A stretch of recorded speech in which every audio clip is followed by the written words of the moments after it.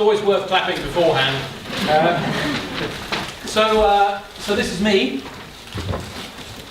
I'm the short, fat one, becoming a role model for Dan over there. So he's going to have to grow a little bit and shorten a little bit. So that's me. And if you asked me to introduce myself to you, oh, I don't know, 40 years ago, I'd have said I'm Marcus Orlovsky, I'm a schoolboy.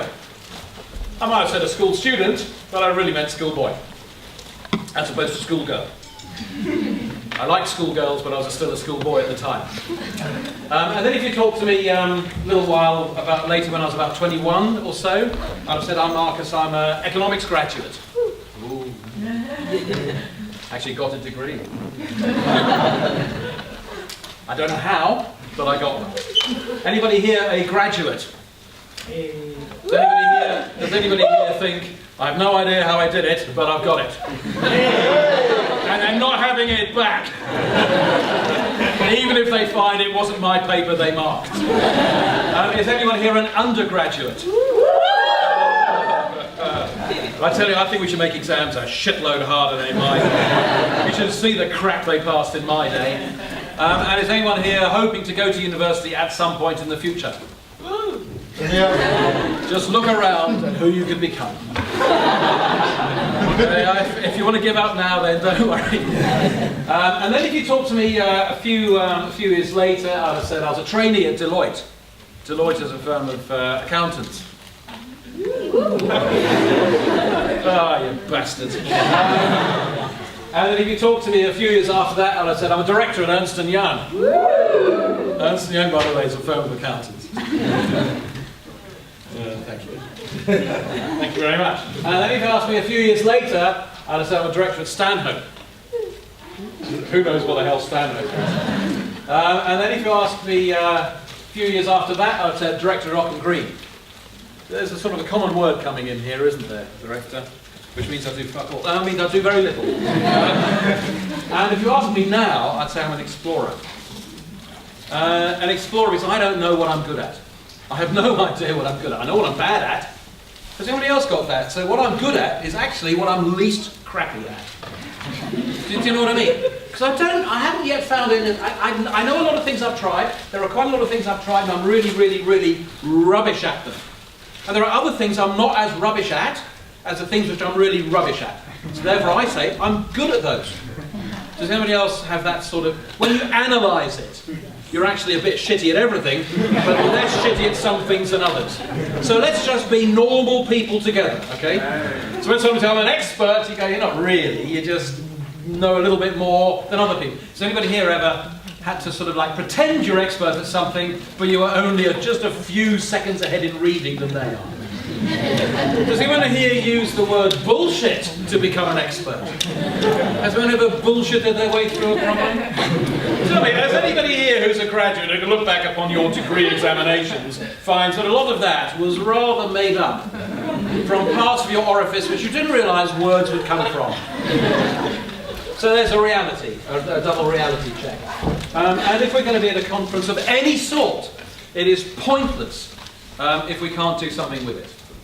And that becomes quite hard because it's very, very easy to come to conferences and meetings like this and get motivated up and go, yeah, I'm going to do this tomorrow. And then tomorrow comes and you go, yesterday I thought I was going to do it today, but now I've realised that today is tomorrow, tomorrow is today, and so now I'm going to do it tomorrow. And then that tomorrow comes and you realise, well, I was going to do it today, but it's a 10th of a month. And if I'm going to do something radical, I'd rather start on the 1st of a month.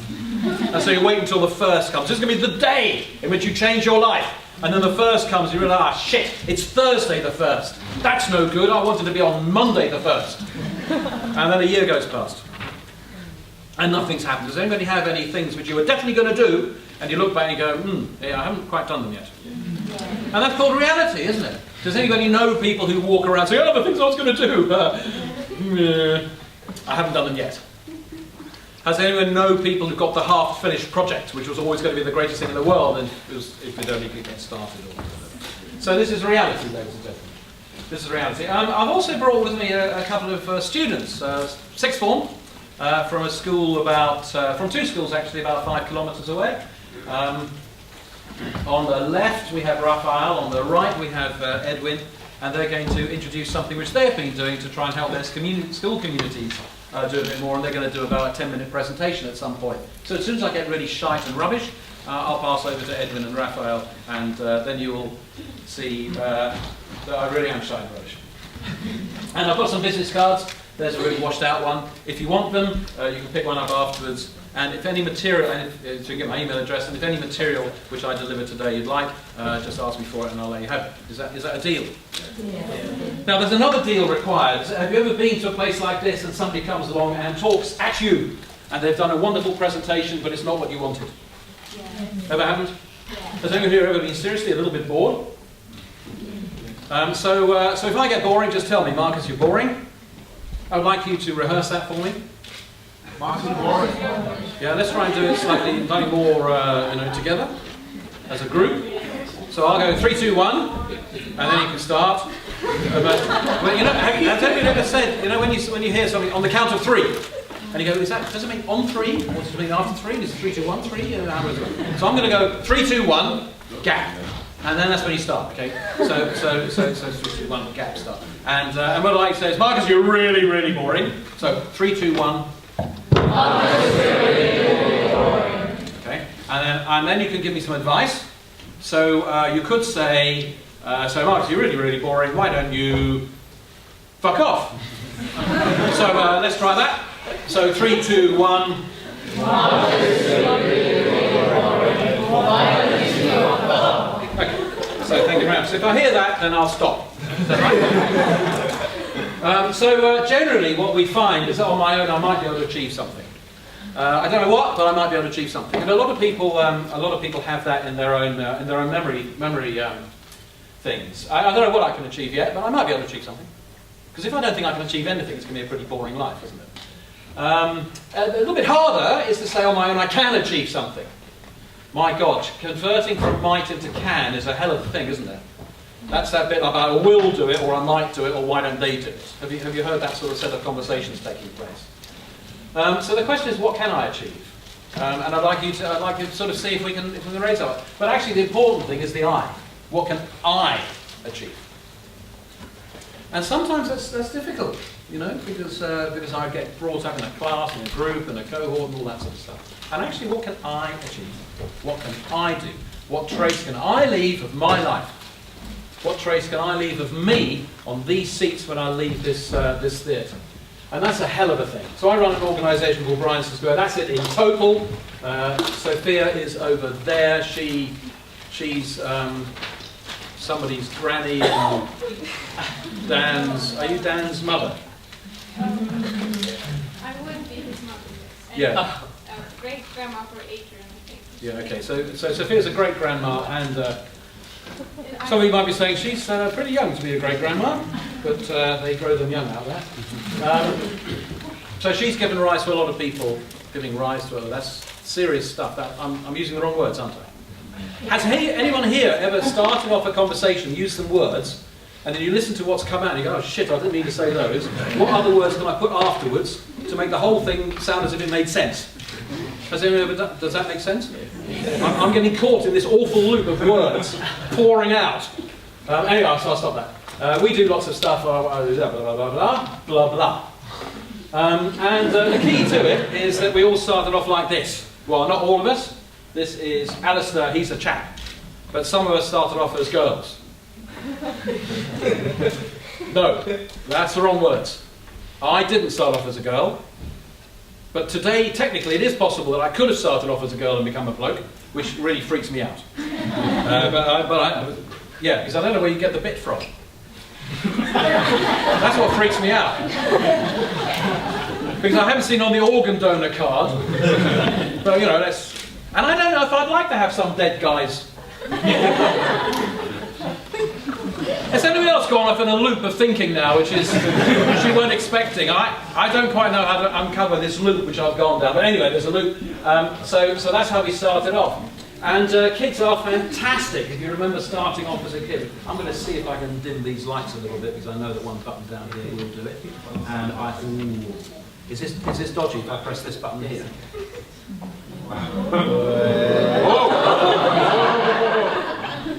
Can I choose low? I'll choose low. Hey. Is that okay? So for example, I don't know if the sound's going to work, I hope it is. Let's see what happens. Let's remind ourselves about kids.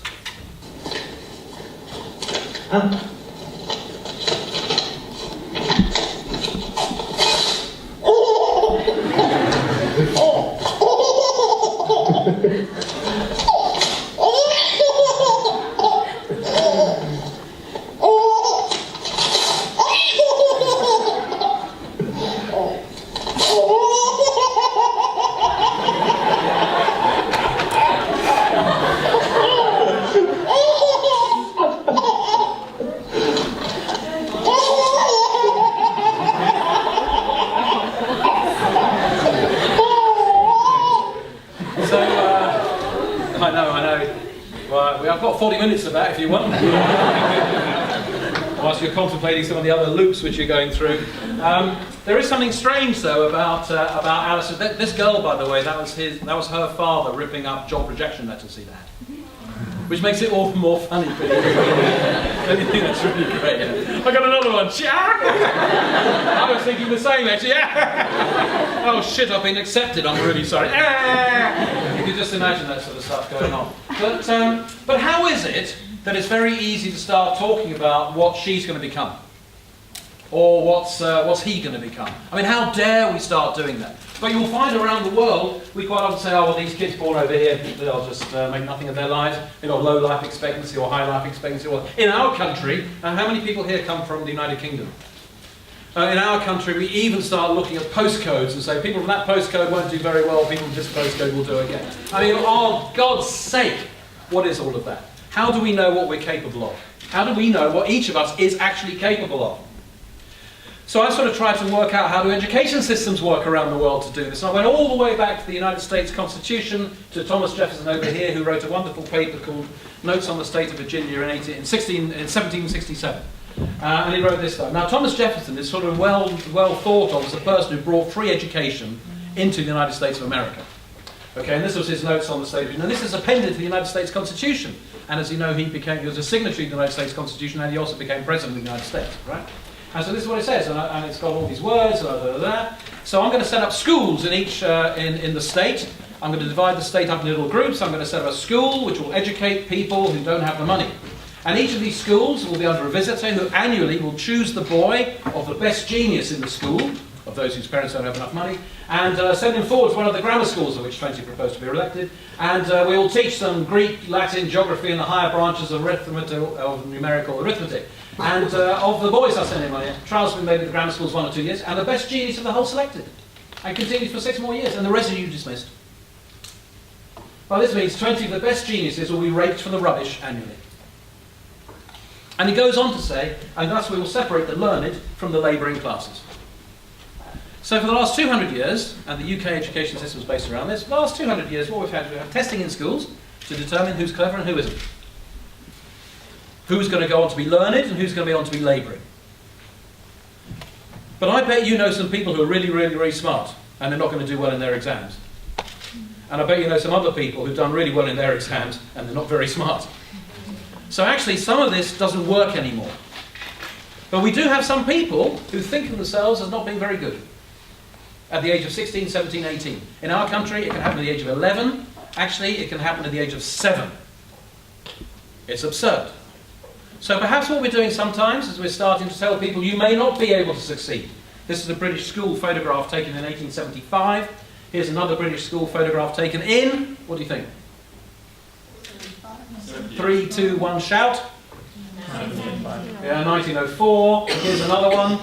1932. Here's another one. 1947. Here's another one. 1965. Here's another one. 2010. Here's a university last year. What do you notice? It's all the same.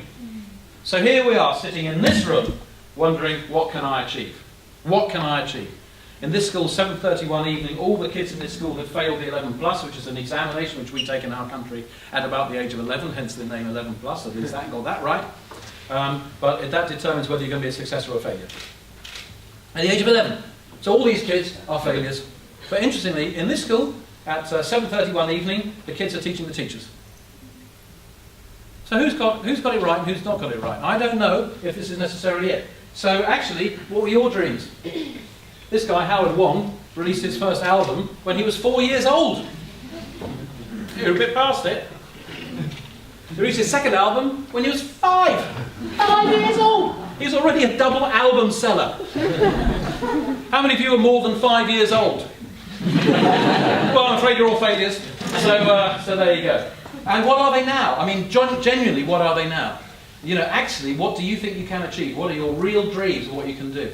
Tell me, what do you think this place is? What is it? Detention centre, prison? It's a school in a township in the Republic of South Africa outside Cape Town. It's in a place called Khayelitsha. I went to Khayelitsha a couple of years ago. I do some work with students in the Republic of South Africa who are living in really what we would consider not very good accommodation. I'd like to show you this because when I go travelling I always take a camera. I always take a digital camera, a still camera and a video camera, and I interviewed some kids at random. And I was doing that because I was giving a talk to the sort of the great and the good and all this sort of stuff. So I interviewed a bunch of kids entirely at random. It's 6 minutes long. They're speaking in English but with a South African accent. Are you okay with that? And some of the sound was a bit dodgy because I took a lot of pictures in a lot of different places. And I did it all in a day, and I edited it in the taxi going on my way to give the talk in front of 400 people from the Republic of South Africa. And I messed up my time, so I had to make a video that morning. Is that okay? So it's a really ramshackle video. But I also went to the teacher's house in the evening, and I captured a bit of him. So that's what you're going to see.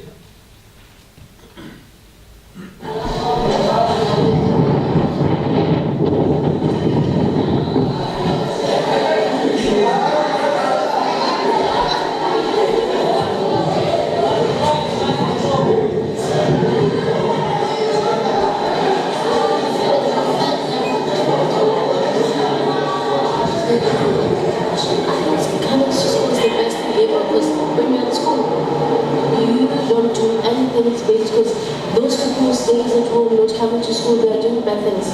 They're robbing people, they're hijacking cars, they're doing a lot of bad things. So it's best to come to school every day. Do you like school?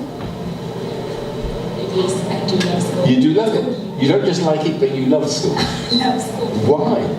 Because this is where I get to meet a lot of different people. This is where I get to realize my dreams. This is where I get to see what I want to be in life. This is where I get to realize my dreams. What does an informal settlement mean?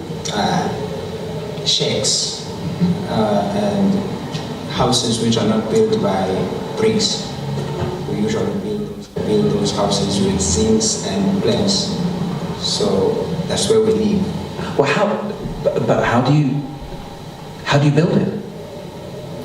You just use zincs, the one you use for roofing. Right. Yeah, you use them on the sides to build the sides. Then you put a window somewhere and the door. Then you cover them with a zinc as well. But where do you get the land? There are open land, so you just use that open space. Then you wait there until the government build a house for you. This school is a very big part of who I am. It's a very big part of this, a very big part of my life.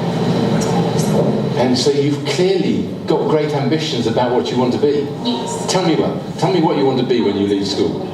To be a lawyer. I'm going to law school after matric. And why a lawyer? Because I want to be the voice of the voiceless. I want to make a difference in people's lives.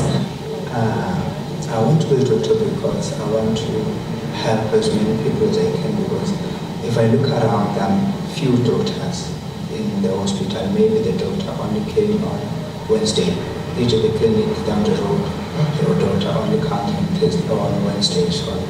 So I think they need more doctors. So I see it as an opportunity. Do you think are your big causes at the moment? What is the injustice you want to stop? Rape and child abuse. Really? Yes. It totally maddens me when people are raped and women and children are abused. I totally hate it. Yeah. And why is it happening?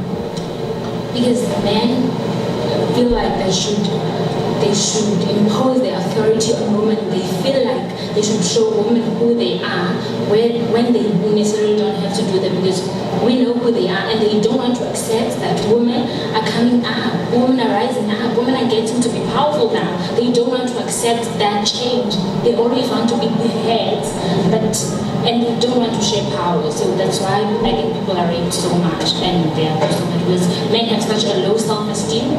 They think that by abusing women and children, it's going to make them feel better about themselves. And as a lawyer, you can help change that. Yes. Wow, you're sitting between two guys. You've been very quiet. And I think a little tiny weeny bit nervous. Who are you? I'm Onge Truck. And how old are you? 18. 18. And what do you think?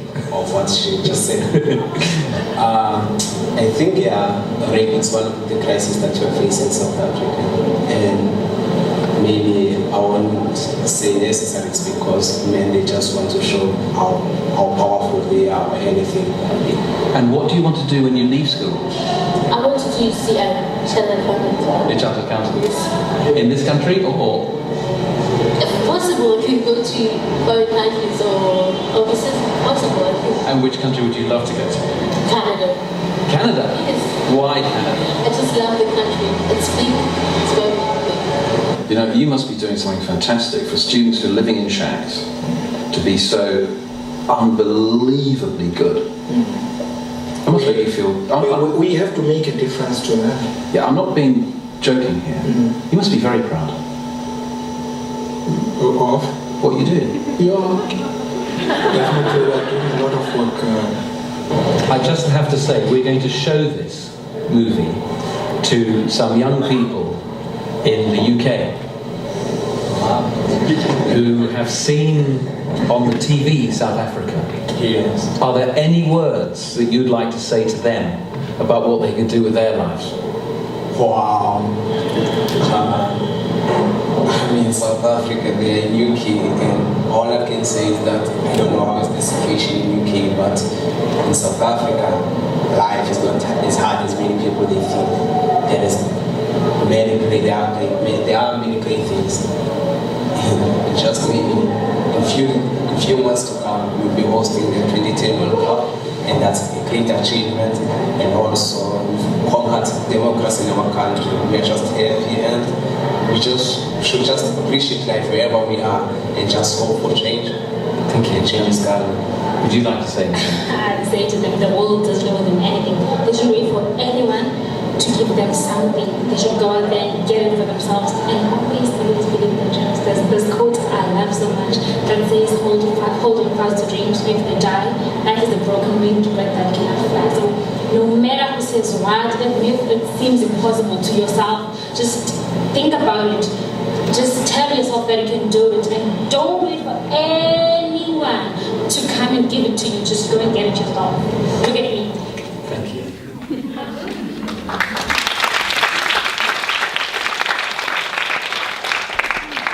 And it's a crappy edit, which was made in a taxi, and just about finished as I walked up to the podium. Just about finished. So there's talent everywhere around the world, isn't there? I mean, everywhere. And the question is, what can I achieve sitting on this seat when I get up and leave this seat? Because that, ladies and gentlemen, is your destiny. The history is what you got to be here. It's the background to why you're sitting here. When you get up, that's when you create your own destiny. And in today's world, it's not just what you know, is it? But it's also who you know. And actually, it's also how you know them. And that also starts forming your history, and it starts adjusting your own destiny. So this kid will always be known as the boy who stuck his head through the hole in the plastic chair at school. And you know, wherever he goes, he's always going to be remembered as the kid who stuck his head through the hole. You can just sort of see that following you around. you know, in this country we do some really stupid things.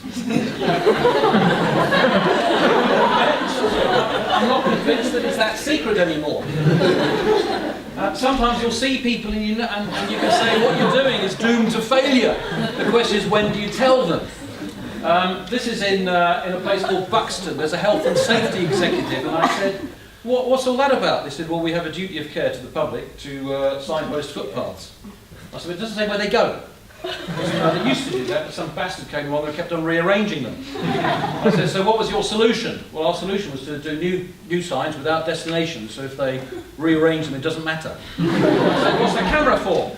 They said, well, yeah, the other department, security department, decided to put a camera there to see if they could catch the person rearranging them. And I said, but is there any point in rearranging them anymore? And he said, well, I understand what you're saying, but that's the way that management works around here. This is at Westminster Tube Station on the District Line. I took this photograph. I've been going backwards and forwards through Westminster for about 15 years. Every so often I stop off at Westminster, I find the station master and I say, what's behind there?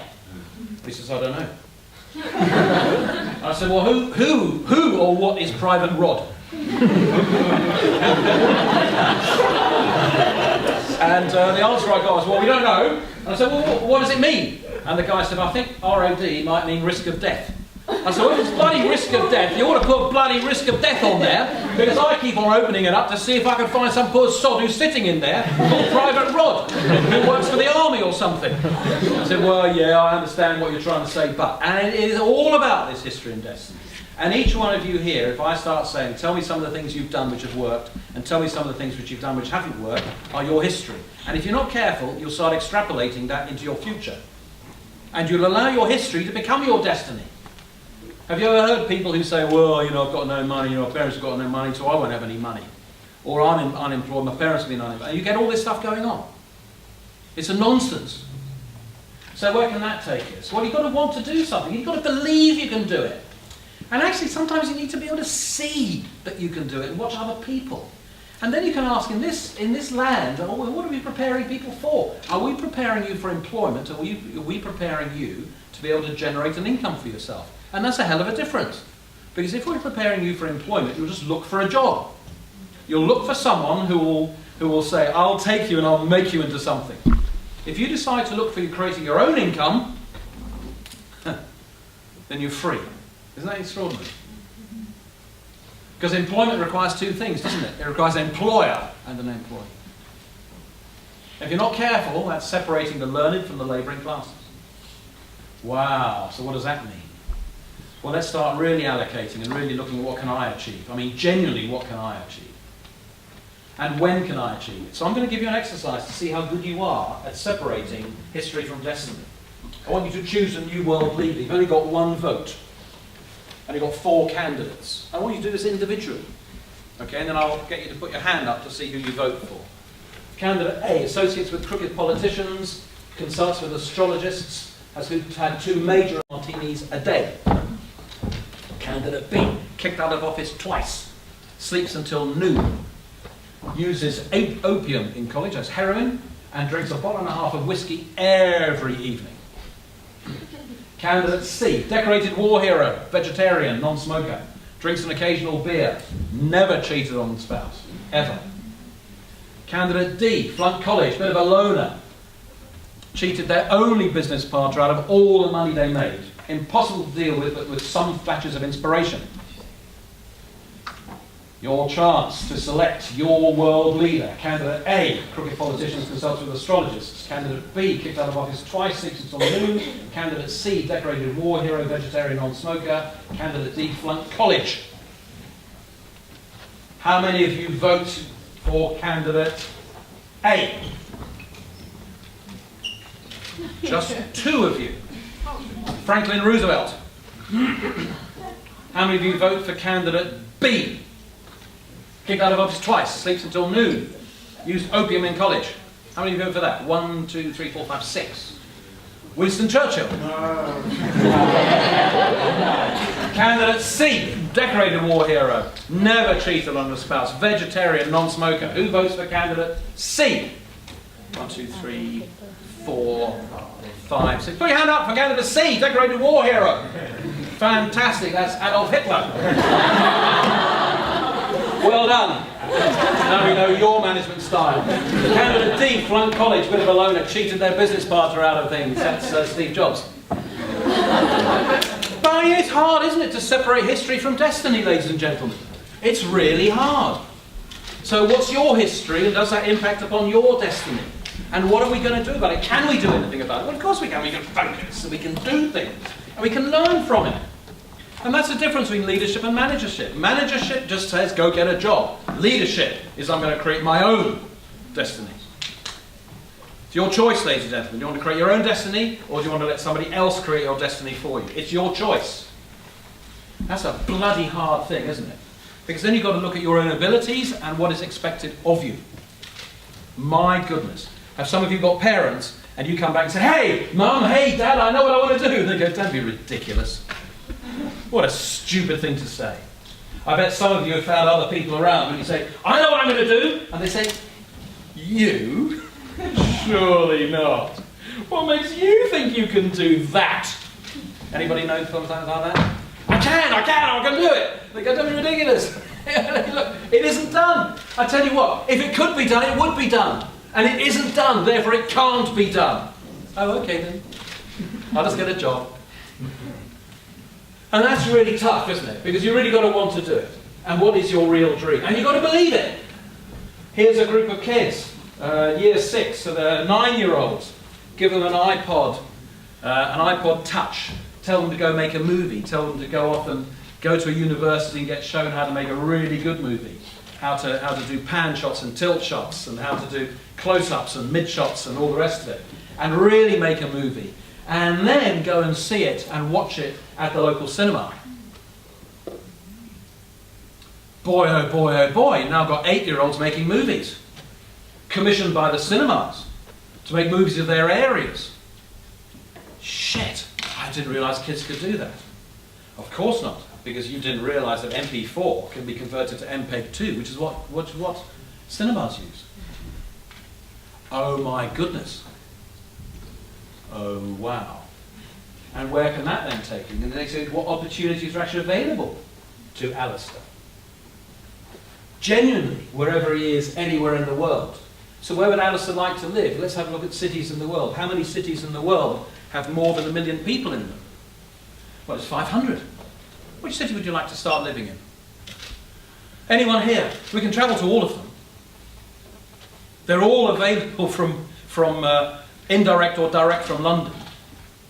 So would you like to spend a couple of years in Sydney becoming a chiropractor, and then maybe go off to Los Angeles and be a chiropractor to the stars, and then maybe go off to Rwanda and set up a children's orphanage, and maybe go down to the Republic of South Africa and start setting up a school or doing something like that, and then maybe going back up to Newcastle to do some stuff up there, and then maybe settling down in whichever village or town in which you live? What's your destiny? Okay, millions too many. I like living in smaller ones. Okay, so 3,200 cities are more than 100,000 people. Which one of those would you like? Because the reality is you can't go to all of them. I mean, if you just want to visit each one, how long does it take to understand a city of more than 1 million people? A week? So that's 500 weeks. That's 10 years. If you went all the time. Well, which time? Somebody said, have you been to my city? Yeah, I went there 10 years ago. You haven't seen my city. Do you sort of see the problem? We're always going to have to make choices. But at least it's choices. And then we can start having a look. This is Berg Meyer. He's 11 years old, talking to an audience of 2,500 people on a TEDx Manhattan Beach. And he's had 350,000 downloads. Oh, sorry, Ashford.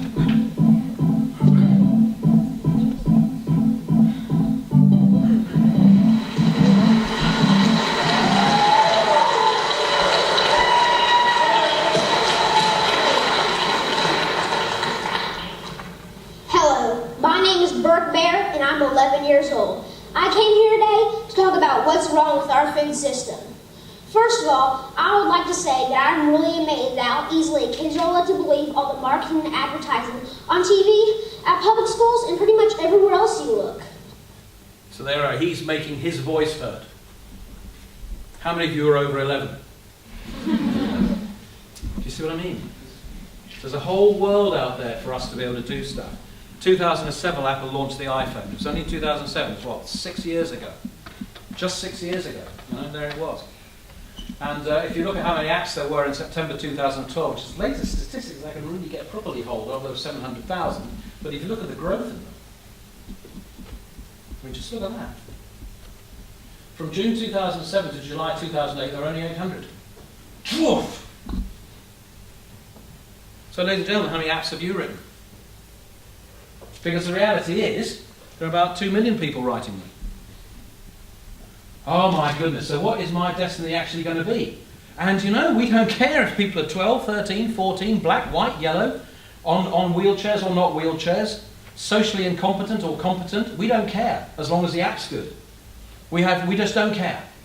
So all of a sudden there's a raft of opportunities available to everybody, and then we can start analysing what is a preparation for. Employment or income generation. Oh my goodness!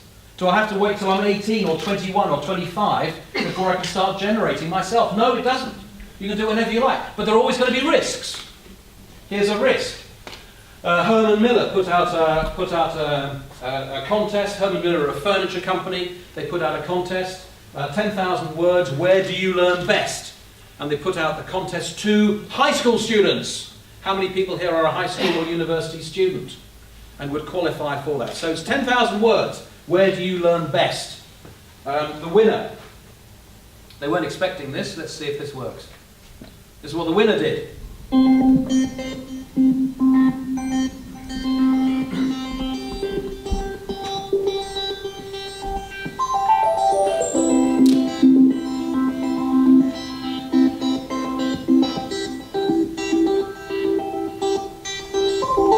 I don't wanna have to study in a coffee shop, listening to people talk to blah blah blah. If I try to focus there, all my grades would drop. All the noises and laughing, just make it stop. And I can't really focus at the library. It's a little too quiet for a guy like me. Just a little bit of noise and some personality can make a study room perfect for me. That's why I study in my bedroom. I got my lights set right into full with my number 2 pencils, quite a few pens, like my door shut out, my friends, and I stay in my bedroom. Because my room is perfect, a tiny little space where I don't have people all up in my face. I got a nice desk where I like to sit and just crunch some numbers for a bit. And my computer's right here if I need the net, because what college kid hasn't utilized it yet? And if I need to take a break, I can lounge on my bed and let the stress flow from my head. Because I want to get good grades. Yeah, I'd like to get straight A's. I don't want my knowledge to fade, so I can end up getting paid. That's why I study in my bedroom. I got my lights set right into full moon.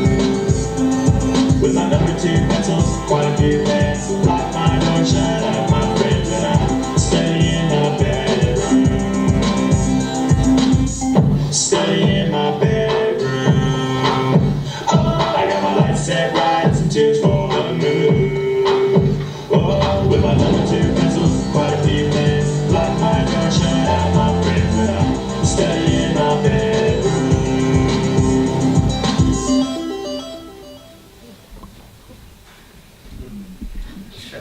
Wasn't expecting that. Is that good? So, might be a risk. And we get caught up in mindsets, you know. Our brains are quite powerful electrical beasts. And the way our brains work is that we have brain cells which connect together through the synaptic connections, and they have a sheath around them and electrical supplies, and we're just simply an electrical machine. We like to think of ourselves as more than that. It's a very complicated electrical machine. And all of the program is controlled by DNA. And we can sick out the DNA from each of our cells and we can recontrol them, but we don't understand how this network of cells really works together. We are networks, all controlled with the same software. The odd thing about the software which controls us is that the software creates its own hardware. DNA creates its own hardware. Isn't that extraordinary? And so when we start off, and you look at babies, they can't walk, they can't wave their fingers. You can see they're just connecting up cells to see what does this lot do. And then after a while we say, oh, that's how it works. That's how it works. Yeah, that's how it works. So I've got to move my finger. I do it this way. We can do a test. Just fold your arms just for a moment. Do me a favour, just fold your arms. Just fold them. Just look at the way you folded yours and have a look at the person next to you and you see folded them the same way. And now, just for a laugh, fold them the other way round. Just for a laugh, fold them the other way round. And some of you go, I can't fold it the other way round. And others of you are sitting there now go, I don't like this. This isn't the way my arms fold. And that's called, it's a mindset. It's a mindset. Have you ever gone on an escalator which is off? Has anybody walked up to the escalator and go, oh shit, it's off? And you'll see people cleverly going up to the, and then they can walk down okay, but when they get to the other end, it's one of those movements again. If it's me, and if you say, I don't know how you start off. When I start off walking, I always start off on the left foot. That's how I start. Are you aware of this, how you start off? I always start on my left foot. Unless I can't start off with my left foot, in which case I start off with my right, and then I start off with my left. And this is the way we are. We're creatures. We're programmed. And we start developing that programming ourselves. How many squares are there?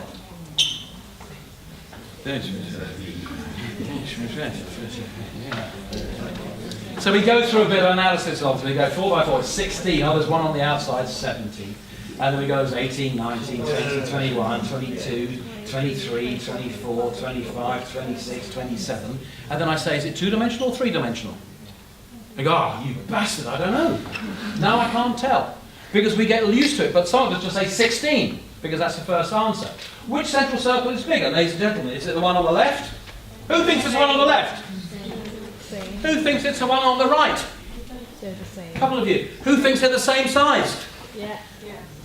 Oh, no, they're not.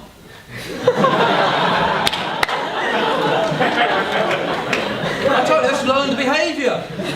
Yeah, I bet you all thought, oh no, it's the one, and you overrode it, so I know this. You bastards, you must have thought I was really stupid to come in. Alright, so let's go bigger. Who thinks it's the one on the left? Who thinks it's the one on the right? Who thinks they're the same size? Well, they are the same size. But it's very easy to start getting your mind screwed up, isn't it? How many legs? Oh. Some of you will hate this. Some of you are saying, I can't do this. This is really screwing me up. Does anybody else feel like that? I don't want to look at this. This is causing me nausea. So this is reality, ladies and gentlemen. What do you see here? Dolphins. Dolphins.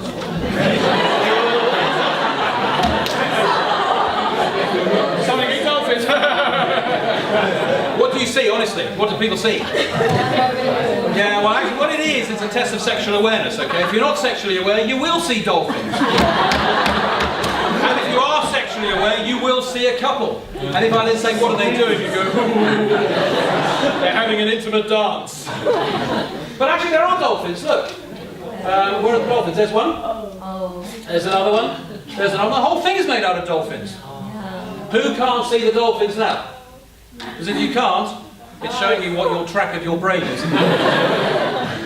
It's alright, you can admit it. So there you go. So it's dolphins. It's a test of sexual awareness. That's all it is. It's just simply dolphins. And so all this stuff can screw us up between history and destiny. And it can really screw us up. And we have to focus. Have a look at the stare of the cross in the middle. And what some of you will do is you'll invent a green dot flying around. It doesn't exist. The green dot doesn't exist. No, it doesn't. No, I can show you it doesn't because I did this. I made it. It's a grey background with a fuzzy set of pink dots centred around in a sort of a clock face. And I'm just turning one off every so often. And we invent a green dot. Who here has invented a green dot? Well, well done, ladies and gentlemen. It doesn't exist. And if you stare hard enough, you might find that some of the pink ones start disappearing. Has anybody had one of those happen? Yeah, well, they're all there all the time. So it's our brains which is trying to make sense of something, and it's saying, there must be something smarter than this, because I can't work it out. Because we do. We invent things. So we have to focus. We have to focus quite hard. We have to do things. And we have to deal with distraction. Has anybody ever found that you want to do something and there's noise around you, there's emails, all sorts of stuff, and then for whatever reason you don't end up by doing it? So this stuff can happen very easily. We have to learn. We have to learn from our successes. This guy invented a way of creating a plate for somebody's head which is run off a 3D printer. Of course. MRI scanner, download it onto a 3D printer, create reverse engineer a plate to fit onto your head, and you can cure surgery. This guy, there is a story behind it, but I'm going to move ahead because Sophia's looking at me and saying, don't meander. This guy is a biotech engineer. He invented, what did he invent? He invented glow-in-the-dark mosquitoes. But unfortunately only booted up in male mosquitoes, and it's female mosquitoes which eat you. He also, for a laugh, he invented a glow-in-the-dark cat. But that didn't go down too well. I think the cat was a bit pissed off, actually. He couldn't get to sleep. And he works at Singularity University, which is in NASA. And they only work on exponential technology. And one of the things which he says is all the universities teaching stuff are teaching stuff which is way out of date. Of course it is. Because if a university is going to teach something from a book, if you invent something or if you notice something, then you write a book. It takes about a year to get the book published. By the time the book becomes part of the academic circle, it's about another 2 years. By the time it's then converted into a course, it's about another year. So at best, it's going to be 4 years old. Trouble is, technology moves faster than that. So anything technology at university is out of date, by definition, period. And that becomes quite tough then to realise it. But actually, when you analyse it, it's quite simple, isn't it? It's no more difficult than right brain, left brain. You know about right brain, left brain? Yeah? Left brain connected to which eye? Right eye. Right brain connected to which eye? Left eye. When you were a baby, how did your mum hold you? Because if she held you with your head here, which eye wasn't looking at anything? The left eye. So which part of your brain didn't get developed? The right side. There you go. Easy as that. And she held you over here, then what happened? It was the other way around. All right. So how was your cot at home? Where did you look? Where was the wall? What was the stimulation for your eyes? My goodness, are you telling me that this is common sense? Actually means something about the way I've operated? The way I've been built?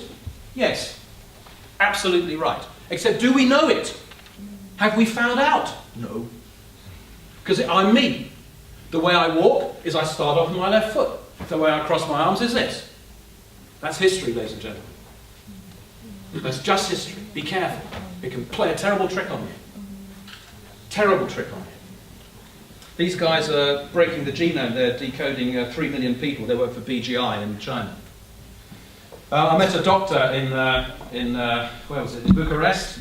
He was a great heart surgeon. He uses Da Vinci, which is robotic surgery. He repaired the heart valve of a sailor on the USS Nimitz. The sailor was on the USS Nimitz in the South Pacific Ocean, and the heart surgeon repaired it from his office in Paris. Robotic surgery. All this stuff is happening today, here, now. So are you preparing yourself to take over the world, which existed 10 years ago? Do you want to change the world? Do you want to try and enter the world today, which we don't even know about? So let's learn from our failures. And then we can check against the experts, because you know, if it's never been done before, how many experts are there, ladies and gentlemen? There can't be any, can there? Have you ever been trying to do something new and a bunch of friends come along and give you advice on something which has never been done before and they've got no idea how it can work? I mean, that's got to be crap, isn't it? And we start believing them. Check out the website. We blog about things like music, sports, fashion, different things like that. So it's actually going good. And we have a few things that we'd actually like to do, like a careers event where we could get people from universities to come down and speak to young people and just speak to them more, reading life is like, and things that they can achieve as well. Also, we've started working with bigger people, so the aim to do interviews which will help inspire young people. Sorry, can you speak up? Sorry. A bit louder. We aim to start interviews with people such as Alex Oxlade-Chamberlain, so people like him can inspire the young youths.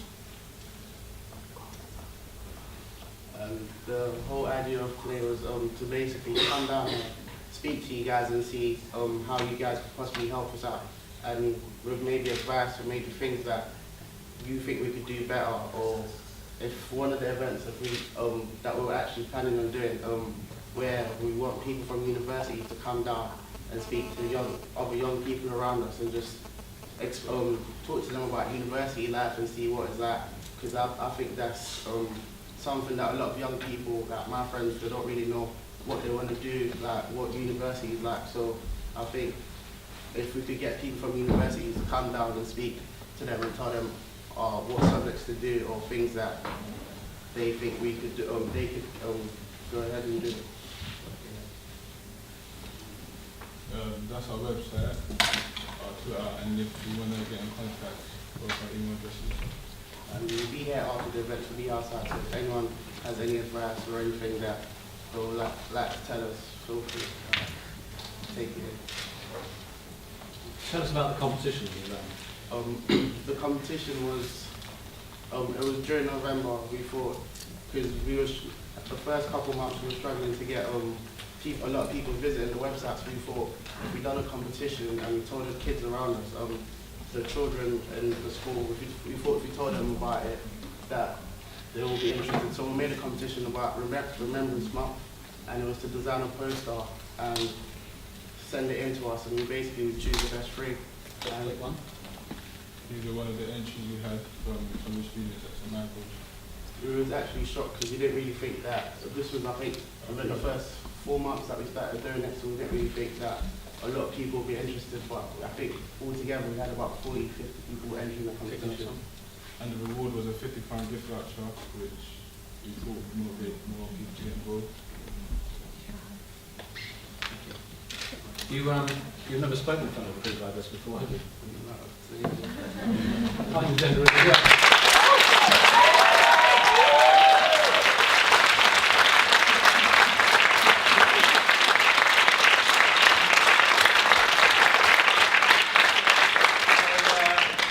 A lot of talent around, isn't there, ladies and gentlemen? I was blown away when I saw those things. What school are you from? St. Michael's. And SFX. Which stands for? St. Francis Xavier College. Okay, and that's in which part of London? Wandsworth. Okay, thank you. But get their details, you get their details, and make things happen. There's talent brimming everywhere. You know, schools are just cradles of talent. They're full of it. If only we could help give some pathways to let really, really, really great talent shine through. Wouldn't that be fantastic? Like reverse sinkholes, like little portals, like little wormholes which go around just collecting talent and jetting it around the place. Would anybody here like to help these guys? Yes. Fantastic, well done. You got one. So, when it's never been done before, there are no experts, ladies and gentlemen. These guys are performing it all themselves. How many people follow your blogs? We get about 1,000 people visiting a month. About 1,000 a month. Who writes your blogs? What time do you write it? 6 a.m. 6 a.m. Why do you write it at 6? Because that's the best time to, when people search on Google, if they put in ADS, it will become the most frequent search, so it makes it popular, so it's easier for people when you see it. And if it's not at 6 o'clock in the morning, if you put it in midday, then if they do an afternoon search, it's already out of date, isn't it? Yeah, it becomes a day old. So there you go, ladies and gentlemen. You want to know how to do some of that stuff. And then I'm just going to finish off with a couple of little things about some of the stuff which Sophia and I end up by doing, actually the whole of us. This was a great thing. This was a school. No experts, all right? This was a school in the north of England saying we want to get our kids interested in science. That's the space we've got. That's what it looks like inside. Do you think they can? Of course you can. You get a nightclub company and redesign the ceiling, and now let's do science, eh? Of course you can. Now let's have a look at colours. Let's just have a dance. Actually, somewhere else what you might decide to do is to put some projectors up and have fish swimming around the room. Or what you might decide to do is to really start understanding what happens. And if you put a real high-quality air conditioning system, you can start off with some images of the North Pole and get really frozen, and then gradually heat the room up and go to the tropics. How cool is that? If you're a kid living in a big estate and you've never been to the beach, anybody can do this. Anybody can do this. You can create a green wall and start doing some really cool stuff. Anybody, ladies and gentlemen, could do this. Anybody can do this. Because if it's never been done before, how many experts are there? The answer is none. And if you really want to do some cool stuff, you can start creating some little tents. Just costs nothing. You can get little things like this, which you go into and tell stories. Wouldn't that be cute? You can do things like this and have a chair which has a pressure pad on it, and it tells you a story. And then you get parents to record their stories. This chair's got 800 different stories so far. So everybody wants to sit on it. How cool is that? Anybody can do this stuff, ladies and gentlemen. Any one of you can do this, if you really wished. So that is sort of the story which we thought we'd come and and come and try and share with you. I don't know if that was any use in spending a little bit of time with me, taking up your time on all of this sort of stuff. But there is a sort of a set of final things really, and oh, bloody hell, why can't I do this right? You're gonna have I bet you're getting annoyed now. I can tell. So what you can ask about everything that you do, is this the very best or just the least worst? Do you follow? Is this the very best I can do, or is it just the least bad? And this is what I'm best at, or just least bad. Remember I was saying earlier on, what I'm good at is what I'm least crap at. That's entertaining. That means you can keep trying, you can keep searching. You can keep searching. You can ask yourself, are you an observer or a participant? And actually what becomes really cool is when you start seeing what can be done. Is this the very best? And what's his future? So think again. And I think we should do the right thing. And the right thing might not be the done thing. People around you might have a way of doing things, and you might say, I think there's a better way, there's a right way to do things. I want to leave my trace on this planet. I want to leave my trace on this place. And then we can dare to dream. And a hell of a lot of people say opportunities nowhere. Well, rubbish. Rubbish. I'm going to put a space bar and completely change it. Completely change it just by a space bar. So, ladies and gentlemen, you can change what you do. You can take those dreams, you can hold fast. Remember that girl from the Republic of South Africa? Hold on fast to your dreams. Because without them, it's like a bird whose wing is broken and cannot fly. Don't let anyone get in the way. Look at me. And she's a girl who has no running water. She has a girl who lives in a town where there are 10 toilets between 20,000 people. Where they have a doctor who comes in for 1/2 morning a week. Don't let anyone get in the way. Look at me. Well, ladies and gentlemen, are we going to hold true to her?